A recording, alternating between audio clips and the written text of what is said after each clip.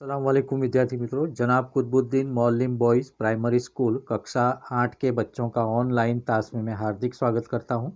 विद्यार्थी मित्रों, आज हम विषय हिंदी में इकाई 4 कर्मयोगी लाल बहादुर शास्त्री स्वाध्याय पोथी कार्य देखेंगे। उसमें आज हम भाग 1 देखेंगे। शुरुआत करते हैं। कर्मयोगी लाल बहादुर शास्त्री, जिसका साहित्य प्रकार है रेखा चित्र।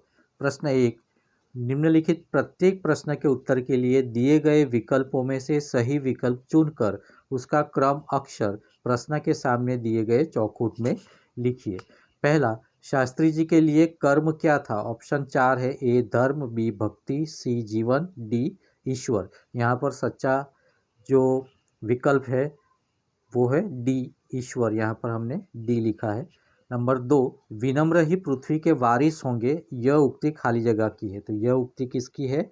बाइबिल ग्रंथ में लिखी है। तो यहाँ पर ऑप्शन ए बाइबिल, यहाँ पर ए लिखा है। नंबर 3, शास्त्री जी ने अपनी शिक्षा कहाँ पूरी की? इसका सही ऑप्शन है बी काशी विद्यापीठ में। तो यहाँ पर हमने बी लिखा है। नंबर 4, भारत के 9वें राष्ट्रपति कौन थे? इसका सही ऑप्शन है बी श्री शंकर दयाल शर्मा। तो यहाँ पर हमने बी लिखा है। प्रश्न 2, कोष्टक में से उचित शब्द चुनकर रिक्त स्थानों की पूर्ति कीजिए। यहाँ पर जो सही शब्द है उन्हें लेकर खाली जगह को भरना है।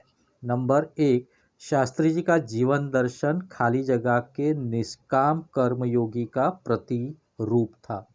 यहाँ पर सही शब्द आएगा गीता। नंबर 2, शास्त्री जी के व्यक्तित्व में खाली जगह का अनोखा समन्वय था। सही शब्द है विचारों का। नंबर 3, शास्त्री जी ने खाली जगह से प्रभावित होकर अपनी पढ़ाई छोड़ दी थी। सही शब्द है खाली जगह का यहाँ पर बापू।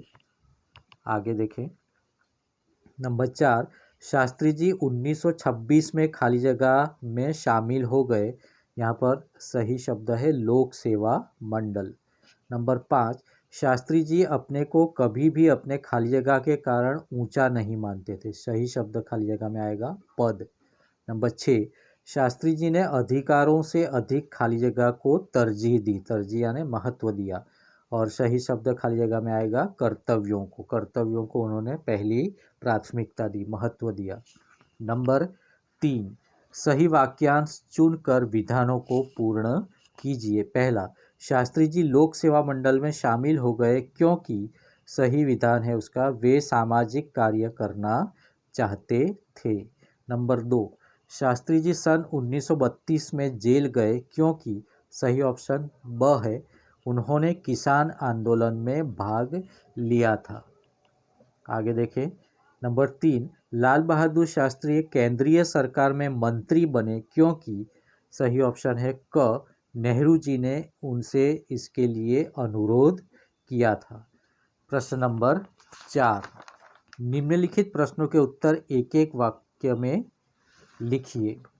पहला सवाल, शास्त्री जी किसे संपूर्ण भाव से समर्पित रहते थे? इसका उत्तर है शास्त्री जी कर्म को ही अपना ईश्वर मानते थे और उसी के प्रति संपूर्ण भाव से समर्पित रहते थे। सवाल नंबर 2, शास्त्री जी का जीवन दर्शन किसका प्रतिरूप था? तो शास्त्री जी का जीवन दर्शन गीता के निष्काम कर्मयोगी का प्रतिरूप था। यानी काम करते जाओ, फल की आशा मत करो। इसका मतलब क्या होता है? निष्काम कर्मयोगी का मतलब काम करते जाओ, फल की आशा मत करो। नंबर 3, सवाल नंबर 3, बाइबिल की कौन सी उक्ति शास्त्री जी पर लागू होती है? इसका उत्तर है बाइबिल की यह उक्ति शास्त्री जी पर लागू होती है कि विनम्र ही पृथ्वी के वारिस होंगे। नंबर 4, शास्त्री जी की लोकप्रियता का कारण क्या था? इसका उत्तर है शास्त्री जी की लोकप्रियता का कारण यह था कि वे हमेशा आत्म संयम से काम लेते थे और अधिकारों की अपेक्षा कर्तव्यों को अधिक महत्व देते थे। आगे देखें विद्यार्थी मित्र। सवाल नंबर 5, शास्त्री जी के जीवन का संदेश क्या है? इसका उत्तर है शास्त्री जी के जीवन का संदेश यह है कि कर्म के प्रति अटल आस्था और संपूर्ण समर्पण। प्रश्न नंबर 5, निम्नलिखित प्रश्नों के उत्तर दो दो वाक्य में हमें लिखना है। जिसका पहला सवाल, लाल बहादुर शास्त्री जी प्रधानमंत्री के पद तक कैसे पहुँचे? इसका उत्तर है शास्त्री जी निरंतर कर्म में लगे रहने वाले कर्मयोगी थे। अपनी इसी विशेषता के कारण वे एक सामान्य परिवार से उठकर प्रधानमंत्री पद तक पहुँचे। नंबर 2, शास्त्री जी देश के प्रधानमंत्री के पद पर पहुँचे, उसका क्या रहस्य है, क्यों? इसका उत्तर है शास्त्री जी भाग्य के भरोसे बैठे रहने वालों में से नहीं थे और कभी अचानक सफलता प्राप्त कर लेते हैं वैसे भी नहीं थे। शास्त्री जी देश के प्रधानमंत्री के महत्वपूर्ण पद पर पहुँचे, उसका रहस्य उनके कर्मयोगी होने में ही छिपा हुआ है। सवाल नंबर 3, शास्त्री जी की सबसे बड़ी विशेषता क्या थी? इसका उत्तर है वे एक साधारण परिवार में पैदा हुए थे और उनकी परवरिश भी साधारण परिवार में ही हुई। जब वे देश के प्रधानमंत्री बने तब भी वे साधारण ही बने रहे, यानी उनका जो जीवन था वो कैसा था? बिल्कुल सीधा साधा था। नंबर 4, श्रीमती इंदिरा गांधी शास्त्री जी को अपना राजनैतिक गुरु क्यों मानती थी? इसका उत्तर है शास्त्री जी को भारतीय राजनीति की सही और गहरी जानकारी थी।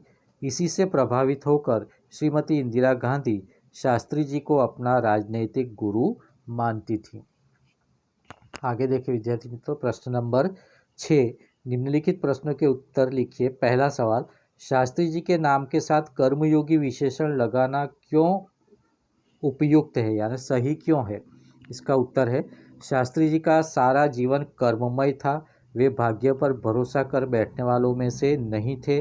वे अपने चिंतन और कर्म शक्ति पर भरोसा रखते थे, हाथ की लकीरों पर नहीं। उनके लिए कर्म ही उनका ईश्वर था। उसके प्रति वे निस्वार्थ भाव से समर्पित थे। इस प्रकार जीवन भर निष्काम कर्म में लगे रहने के कारण उनके नाम के साथ कर्मयोगी विशेषण लगाना बिल्कुल उपयुक्त है। सवाल नंबर 2, शास्त्री जी ने देश की किस आकांक्षा को पूरा किया और कैसे? इसका उत्तर है प्रधानमंत्री के रूप में पंडित नेहरू एक समृद्ध राजनीतिक विरासत छोड़कर गए थे। उनकी मृत्यु के बाद उसे कुशलतापूर्वक संभालकर शास्त्री जी ने देश की आकांक्षा पूरी की। शास्त्री जी का चरित्र निर्मल था, उनमें अद्भुत संकल्प शक्ति थी। राष्ट्र को लाभ पहुंचाना उनके हर कर्म का एकमात्र उद्देश्य रहता था। उनके इन्हीं गुणों के बल पर वे नेहरू जी की विरासत को संभालने और आगे बढ़ाने का कठिन काम पूरा कर सके। विद्यार्थी मित्रों, अब हम देखें सवाल नंबर 3, लाल बहादुर शास्त्री पर गांधी जी के आदर्शों का क्या प्रभाव पड़ा? इसका उत्तर है लाल बहादुर शास्त्री का जन्म एक साधारण परिवार में हुआ था और उसी में उनकी परवरिश भी हुई। प्रधानमंत्री जैसे ऊंचे पद पर पहुंचने पर भी वे सामान्य ही बने रहे। विनम्रता, सरलता, सादगी और जन सेवा की भावना उनके व्यक्तित्व के अभिन्न अंग बन गए थे। ये सारे गुण महात्मा गांधी जी के थे, जो शास्त्री जी में अपने आप आ गए थे। गांधी जी की तरह उन्होंने अछूतोद्धार कार्यक्रम भी चलाया। इस प्रकार लाल बहादुर शास्त्री पर गांधी जी के आदर्शों का गहरा प्रभाव पड़ा। सवाल नंबर 4, शास्त्री जी के संसदीय जीवन की शुरुआत कैसे हुई? इसका उत्तर है शास्त्री जी में कार्य के प्रति गहरी निष्ठा थी। वे मेहनत करने की अदम्य क्षमता भी रखते थे। आपने इन्हीं गुणों के कारण सन 1937 में वे संयुक्त प्रांत की व्यवस्थापिका सभा के लिए निर्वाचित हुए, यानी चुने गए। स्वतंत्रता प्राप्ति के बाद कई बार वे संसद के लिए चुने गए, परंतु उनके संसदीय जीवन की वास्तविक शुरुआत सन 1937 के निर्वाचन से ही हुई। विद्यार्थी मित्रों, हमने यहाँ पर आज भाग 1 में प्रश्न 6 के चौथे सवाल तक हमने देखा। आगे हम प्रश्न 6 के 5वें सवाल से भाग 2 में दोबारा मिलेंगे। इस वीडियो को आप बार बार रिपीट करके इसके उत्तर आप स्वाध्याय पोथी में लिख सकते हो। स्वाध्याय पोथी आपके पास अगर न हो तो इसके अलग से नोट बनाकर, यानी कापी बनाकर भी आप लिख सकते हो। आपको यह वीडियो अच्छा लगा हो तो इसे लाइक करना ना भूलें। और हाँ विद्यार्थी मित्रों, अगर वीडियो में आप सही तरह से नहीं लिख सकते तो इसकी मैं PDF फाइल भी आपको भेजूंगा, उसमें से भी आप सही तरह से लिख सकोगे। इस वीडियो को लाइक करना ना भूलें और हमारी चैनल को सब्सक्राइब करना ना भूलें। Thank you.